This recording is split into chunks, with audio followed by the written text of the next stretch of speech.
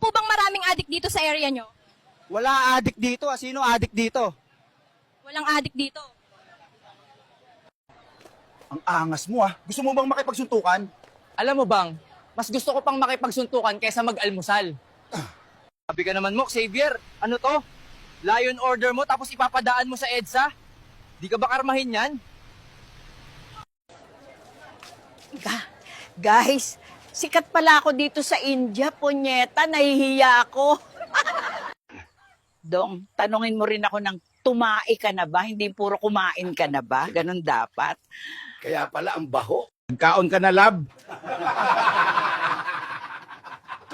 I miss you. Muah.